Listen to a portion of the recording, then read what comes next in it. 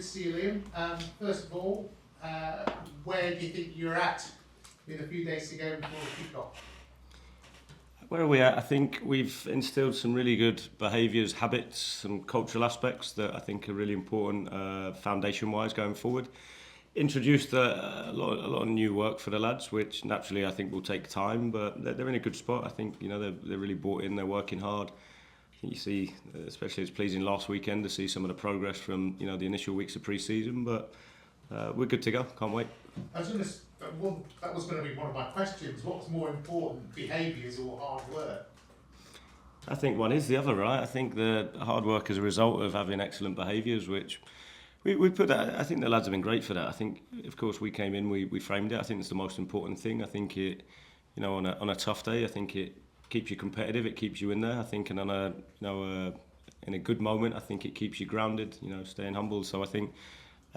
Hard work's non-negotiable for me. It's the bare minimum we expect, and of course we know then lads around it will perform well. We'll have other games that are tough, etc. So you're going to get a bit of everything, but I think what you have to fall back on is top behaviours. I don't think everyone expected the amount of turnover in players which have happened. I mean, 11 summer signings and 2 this week as well. Yeah, busy period, but I think it shows an element of intent as well. I think in terms of a fair amount of change, but I think in terms of areas that needed obviously addressing and improving. Other one in terms of opportunities. So I'm delighted with the work that we've done, the support we've had in terms of being able to get people in. I think and be proactive. I think quite often you'll find yourself in situations where you have to move out before you can get in, which we're terrific. We're fortunate in the support we've had, obviously from the guys above to be able to do that. So squad's in a good spot from the competition, the depth, and the fact that we've been able to do early work means we've had more time on the grass for them, which is also a huge benefit. I was going to say, I mean, the fact that some of them have arrived sort of imminently, so to speak, will they have enough time to gel into the group? Naturally, it will get better over time. I think just understanding each other's relationships, some of the new bits we've added or the rewiring that we're doing, I think there's certain aspects around it that naturally will take time. We want to win on Saturday, so we have to try and accelerate that. And the staff, I think, have done a good job behind the scenes to try and make it as clear as possible for the players in terms of the expectations. I think it's not always easy to align a group of 11 players, 20 players, obviously with the subs as well. I think it's the bit that takes a little bit of time, but we have to accelerate that because ultimately we want to hit the ground running Saturday. And give us your thoughts on, or your words on the most recent signing of Lisu Topic and McLean as well. Yeah, both two really exciting profiles. Mirko, in terms of I think you look at his physical attributes and brings a different profile to what we've got in that area of the pitch already. I think in terms of defensively, strong ball winner. You see that in many aspects of his game. So it brings us a different dimension in there, and obviously Jovin in terms of is a homegrown attacking player that again another one when you look at his physical attributes, seeing him train this morning, how he moves, he's a huge amount of potential. So he's one that we're excited to have here. Yeah. And finally, you said you want to win the first game. It's obvious every manager is going to say the same thing as well. The good thing from your point of view is that you're going to a game without a manager you already know about as well in Alex Nichols. Yeah, of course. I think it's one of those, just controlling what we can. You always get the unknown in terms of what people do pre-season friendly, so you haven't. That's a bit harder to make assessments on, expectations around how they'll set up, what we expect. I'm sure they'll have elements of transition within their group as well. Everybody at this stage has got varying levels of new players, so it's one of those, just controlling what we can. So, we'll go in fully prepared. We'll have a plan. We'll empower the players and give them real confidence to own the plan and make decisions off the back of it. And yeah, we'll have a right go. Super, all the very best. Thank you. Cheers, Bill. Connor? Yeah, Liam, good to see you. Thanks for your time. Just to sort of start, I guess, on injuries, where are you at with the squad generally heading into this weekend? Yeah, nothing majorly different to what we spoke about previously. I think few are progressing really well and heading in the right direction and are on track. Which, again, I know everybody likes time frames, but you of course you have to respond to how players react to different aspects of the rehab program. So we're pleased with where the lads are at, and they're all moving in the right direction. Yeah, I was going to ask you about a few, not necessarily because of time frames, but just to sort of update on how they're going. I mean, Kenny McLean, a couple of weeks post-surgery, has he kind of responded to that in the way that you guys hoped he would?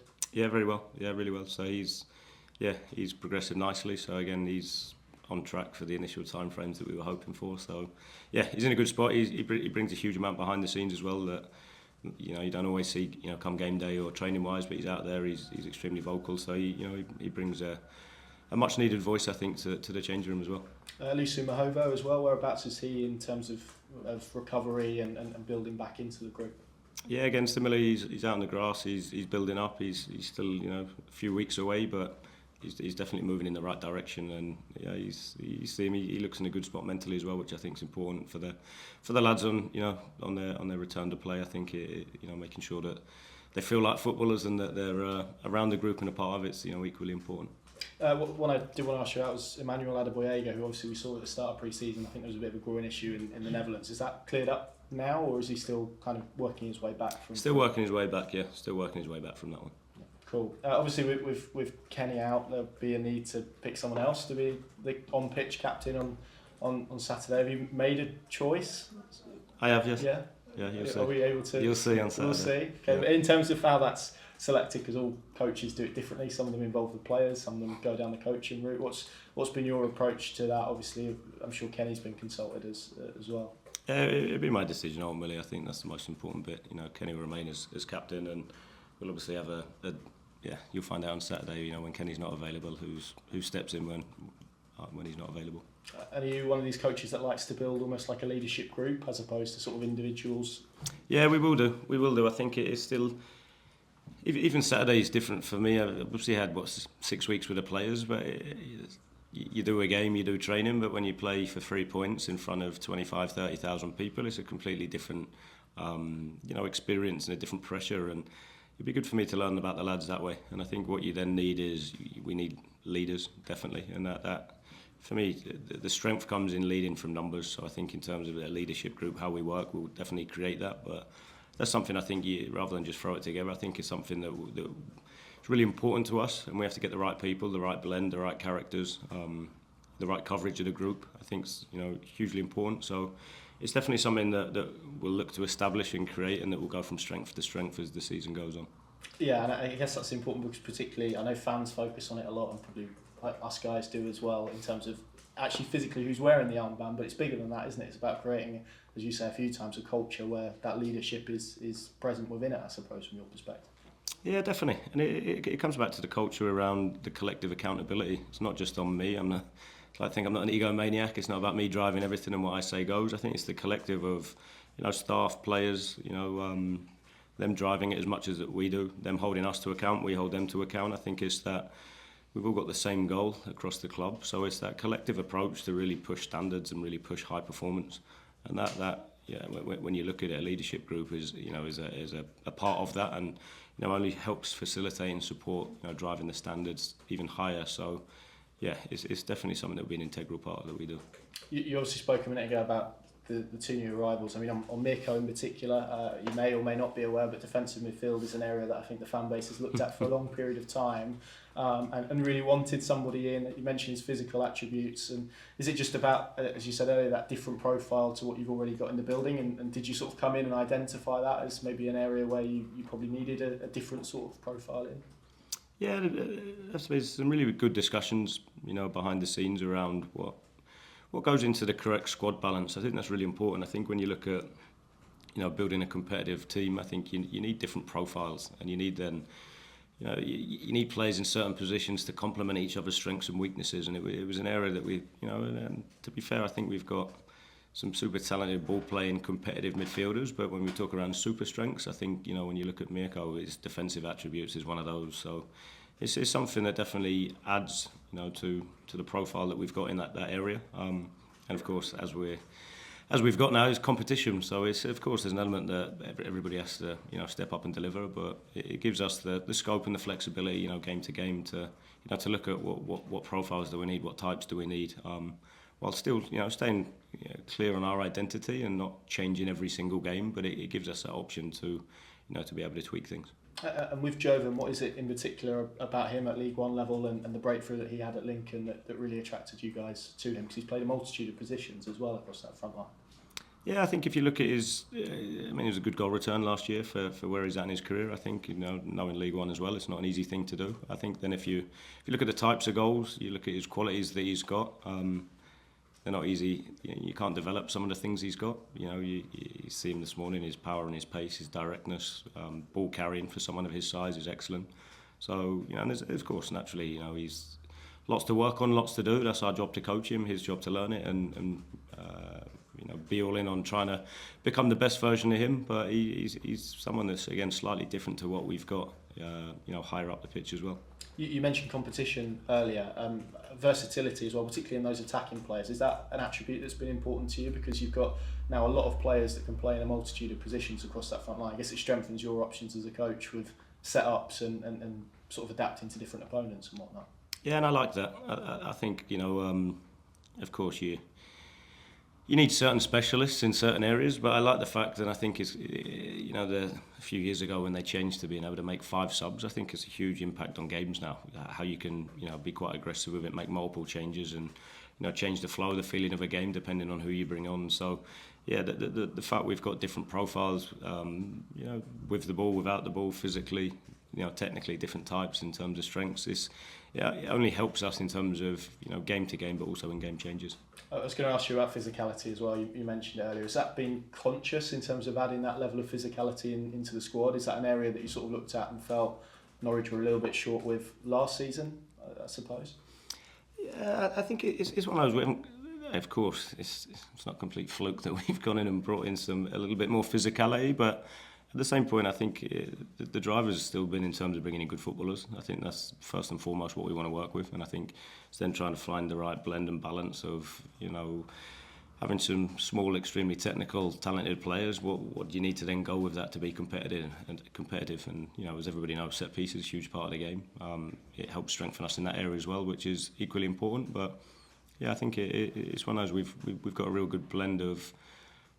People talk about physical qualities. I think, I look at Forson, who, physically is outstanding in terms of his agility, his change of direction, how quickly he can move. So I think it's having all different types of profiles within the group physically, and, we've got that at the minute. 11 in so far, as you said, and you mentioned the word proactivity. How helpful is it as a coach to have so much business done before this first game? Because, as you said, there are clubs that are in states of flux, of course. You may well want to add more to it, and you'll inevitably lose some as well. But to have that base there, that must be really helpful as a coach, I guess, in terms of trying to settle that squad down.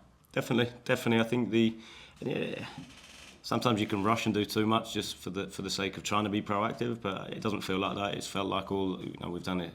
Lee and Ben and the recruitment guys have done a terrific job. A huge amount of work goes in behind the scenes to make sure they're the right fit for us. Huge amount when you see it in terms of the detail that they go into. So again, I think it's been a real strength being able to do that. And naturally, then when we talk around fast tracking relationships or people coming from overseas, helping them try and settle a little bit quicker, and it's a big difference. Lads coming in, if you can get them settled in an apartment or in a house, a few weeks before the season starts. Naturally, I think if you're quite settled off the pitch, it helps. Then you can come in and focus on, being the best version of you when you play. So yeah, the proactive work early has definitely helped. Been really pleased with what we've done so far. And what fans are like? They're greedy. They want to know if there's any more coming. Is it now about a balance? Because you spoke about this after Saturday in terms of where the squad's at and the size of it. Is it now going to be about losing a few before you look to add again? If you want to add again, where do you feel the squad is at transfer wise?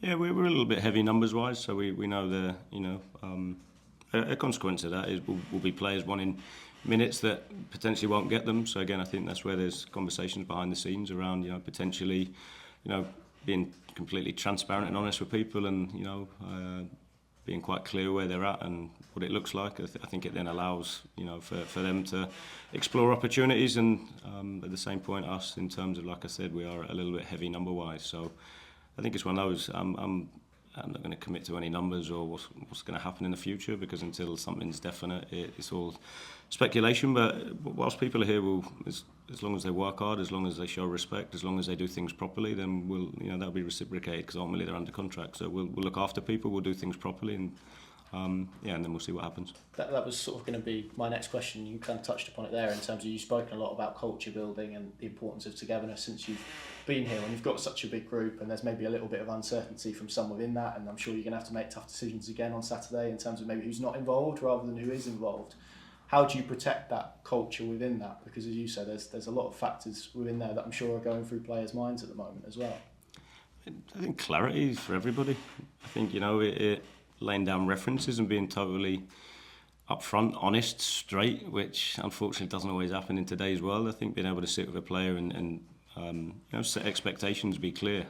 Then I think nobody, you can hold people to account then. I think it's when there's grey areas or you're not upfront, then you cause that uncertainty, which can have the impact. So for me, we'll be upfront, honest, to the point, and then off the back of that, we'll then obviously work like we need to. Just one on Ben Rosen, because I think he sort of got lost on Saturday a little bit, but he was in sort of a hybrid role, third centre back, left back, quite sort of fluid. What have you made of him sort of stepping into the building? I think we've seen his pedigree as a young player and first year at Norwich last year, and there were injuries within that, and it was maybe a little bit difficult for him. What have you made of him, and obviously his return as well, because he's just come back with a long-term injury, but clearly a player that you see a lot of potential in. Definitely, and that's the challenge I think for Ben and for us as a staff to turn that. How do we turn that potential into really high-level, consistent performances? Because I thought he did well at the weekend. I thought he showed some really good moments. Showed some moments, obviously, that as did all the guys that need to work on and clean up and get better at. But I think it's one of those with Ben. I think he can cover multiple positions, which is a strength. I think it's then, how do we now make sure that he pushes to be available for every single week, and that comes with, obviously, with the injury he had, that comes with, building up a base of minutes and training, etc. So we'll support him, we'll push him, and he's a terrific character, and he's someone that, is going to be pushed and hopefully steps up and delivers. Last few, just to sort of look ahead to the game, you kind of spoke about it earlier, but it's quite unique, the opening day, isn't it? Because I'm sure from an analysis perspective, there's not a lot of data to go on. Squads are different, you don't quite know where different players are at. So, as you said earlier, does it place more emphasis on what you guys do as opposed to sort of setting up to counteract what an opponent does? What does that balance look like? I think that of course it's a lot harder to do it now because you haven't got all the, you haven't got a high volume of previous championship games to watch in what they've been doing recently. So, but I also think even in season it has to be about us. I think everything has to be about us. And of course that means we do the work on the opposition. There's an army of staff that drill into trends and patterns and what do we expect, but it should always come back to us. We only get that information to help us be better. So again, at the weekend is ultimately what can we control, and that has to be our approach every game. So we can control how hard we work, can control our organisation, our bravery to play forward and attack, and have purpose in all our actions. They're the bits we can control. So that for me is where our energy has to go. I think Alex Neil, you think of his team because he was here, so we kind of know that. You think about well structured and being good off the ball and high pressing and all of those elements. So does that help in terms of there may be, as you say, some trends that you can kind of prepare for, even if you're not quite sure in terms of how that will look on an individual basis across the team? Yeah, of course. I coached against Alex numerous times as well. So again, I think as the bits you mentioned there, I think every club you look at, he's done a terrific job, I think, in terms of, firstly, you can see the expectations he instills in the players, and then, the organisation, the clarity in expectations and roles is quite clear. So, yeah, of course, we know as every single championship game it's going to be an extremely difficult one. And finally, I mean, I know you spoke about the fans after Saturday. I'm sure there'll be some fans who maybe what impact can I make anyway on a game and on players? And you've spoken about the connection that you're trying to forge. So, just again, I guess, probably to reiterate from your perspective, what role can they play? How important are they to what you guys are trying to do and achieve this season? Huge, and I think, we're quite transparent with the players, I think, in terms of the importance of them and that connection. And I keep talking about it, go back to COVID, but you see it, football wasn't the same without fans, the game's for the fans. So again, I think we've all got the same at this stage, same common goal. We want to be successful. We want to, achieve things together. We want to create memories, which I think is really important. I think talk about being proactive in the recruitment. It's the same. Tell the lads they have to be proactive on Saturday when they turn up. They have to be, 2 steps ahead mentally. They have to be prepared to, to give absolutely everything. And what we know across the course of a championship season, we're going to play well, play poorly, we're going to win, we're going to lose, we're going to draw. it's as long as we leave absolutely everything out there, we can have no regrets, and I think that's the really, really important bit. And that'd probably be the same thing for the fans. Super excited, can't wait to get there in front of a full house on Saturday, and then it's that turn up, make as much noise as you can, because it definitely goes a long way in supporting the lads and giving them that lift that can help massively. Good stuff. Thanks, Liam. Good Thank luck you. on Saturday.